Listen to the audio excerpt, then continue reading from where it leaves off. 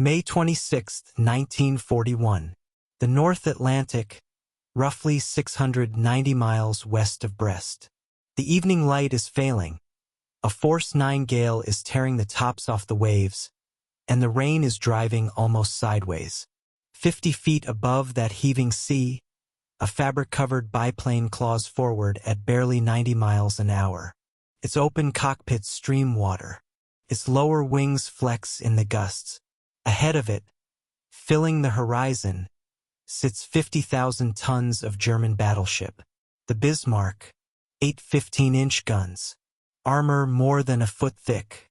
3 days earlier this ship had blown Britain's greatest warship in half in under 4 minutes. Now every gun she can lift is firing into the sky. And the aircraft crawling toward her, the aircraft about to decide her fate, first flew in 1934. It is slower than some cars. Its crew sit in the open air. It is built from steel tube and painted cloth. This is the Fairey Swordfish. In the next few seconds, one of these machines will do what the entire British battle fleet could not. This is how the most obsolete-looking aircraft in frontline service doomed the pride of the German Navy. To understand why a biplane was Britain's last hope, you have to go back 3 days, to the morning of May 24th. Bismarck was loose.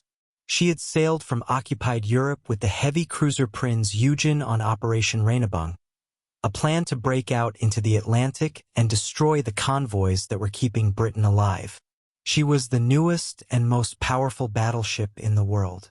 50,000 tons at full load, 823 feet long, capable of 30 knots, protected by an armored belt 320 millimeters thick. Under her commander, Ernst Lindemann, and with Admiral Gunther Lütjens flying his flag aboard, she carried a crew of more than 2,000 men. The Royal Navy sent its finest to stop her. HMS Hood was the largest warship afloat, the symbol of British sea power for 20 years. In the Denmark Strait at dawn on the 24th, Hood and the new battleship Prince of Wales opened fire on Bismarck. Within minutes, a German shell found Hood's magazine. The explosion broke her back. She sank in about 3 minutes. Of her crew of 1,418 men, 3 survived. Prince of Wales scored 3 hits on Bismarck, one of them opening a fuel tank and leaving a slick of oil in her wake, then broke off, damaged. Bismarck was hurt, trailing oil, and running for the safety of a French port. And then she vanished. Overnight on the 25th, she turned away from her shadowing cruisers, and by the time the British realized it, the sea was empty. For roughly 31 hours, the Royal Navy lost her completely. Then the Germans made the mistake that cost them the ship. Admiral Lütjens, believing he was still being tracked, transmitted a long radio message back to Germany. British listening stations took bearings on the signal, and for a few minutes the hunters knew almost exactly where Bismarck was. It should have been the end of the chase. Instead, a plotting error aboard the flagship sent the fleet racing off in the wrong direction, and hours of precious fuel and daylight were burned steering away from the target. The surface fleet was scattered, low on oil, and now behind. If Bismarck reached air cover off France, she would escape to fight another day. On the morning of the 26th, a Royal Air Force Catalina flying boat of Coastal Command found her again, far to the south, and the news was grim. She was too far ahead. Nothing on the water could catch her before she got home.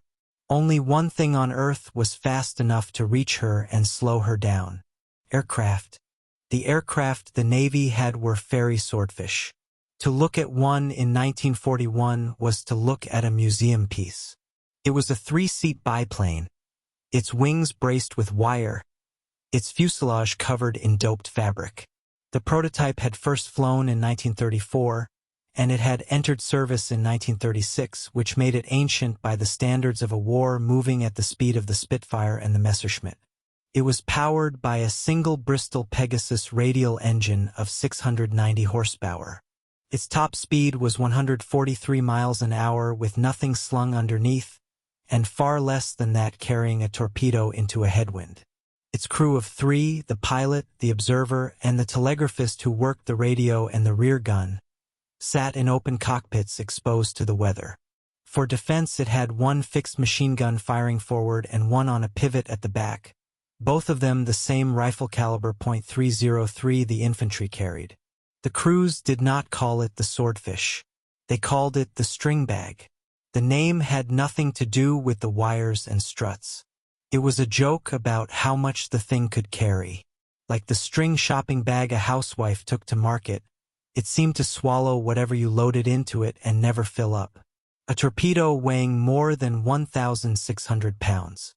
Bombs, sea mines, depth charges, flares. The Stringbag hauled all of it off pitching carrier decks in weather that grounded faster and more modern machines.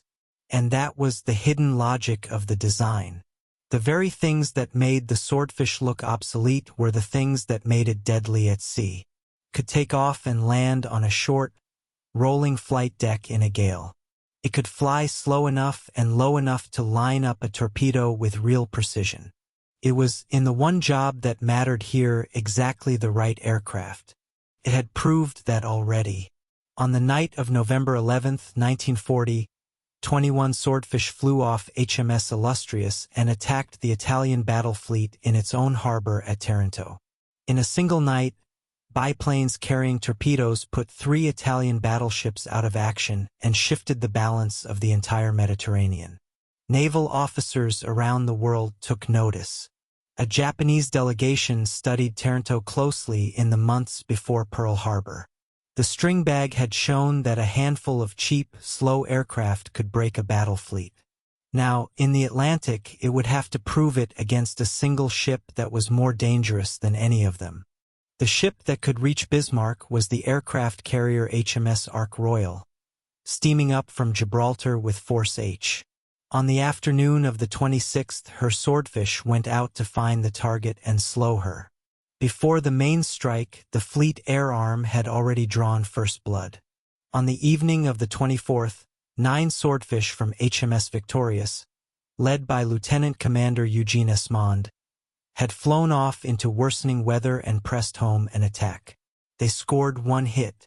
It struck Bismarck's armored belt and did little more than kill time. The battleship steamed on.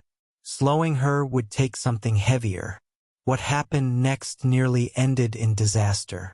Ark Royal launched 15 Swordfish into conditions that bordered on impossible.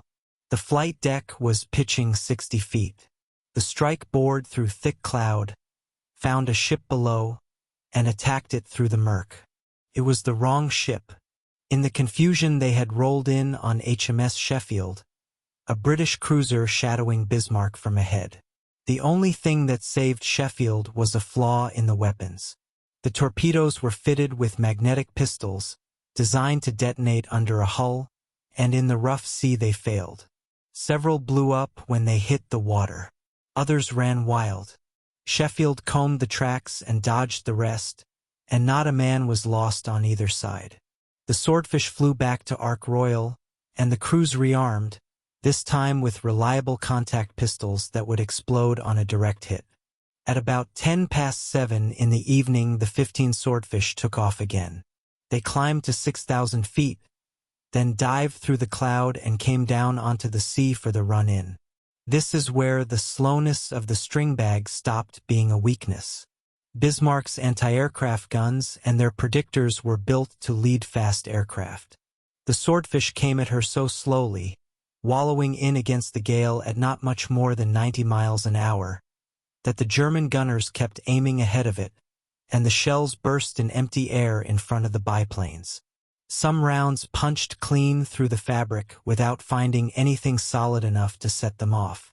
The crews spread out and attacked from several directions at once, so that whichever way the great ship turned to dodge one torpedo, she turned her flank into another. A German officer who survived called the method of attack most deadly. Among the pilots was a 21-year-old sub-lieutenant named John Moffett of 818 Naval Air Squadron, flying Swordfish L-9726. His observer was Sub-Lieutenant Dusty Miller, his telegraphist Albert Heyman. Moffett took the aircraft down to 50 feet, skimming the wave tops, holding it straight and level through the flak because a torpedo dropped from a skidding aircraft goes nowhere useful. The problem was the sea itself. If the torpedo hit the face of a wave at the wrong moment, it would dive or porpoise or break up. Miller hung out of the cockpit, watching the water, waiting for the trough between the swells. At the right instant he called it, and Moffett released. Then Miller looked back and said the words the whole Royal Navy had been waiting 3 days to hear. "We've got a runner, Jock." 2 torpedoes struck home in that attack. One hit amidships and, like all the rest, spent itself against the armored belt. The other struck right aft, in the one place on that vast armored ship where a hit could be fatal. It detonated beside the rudders and the steering gear, and it jammed both rudders hard over at 12 degrees to port.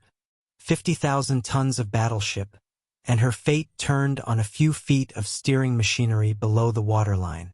Bismarck could no longer steer.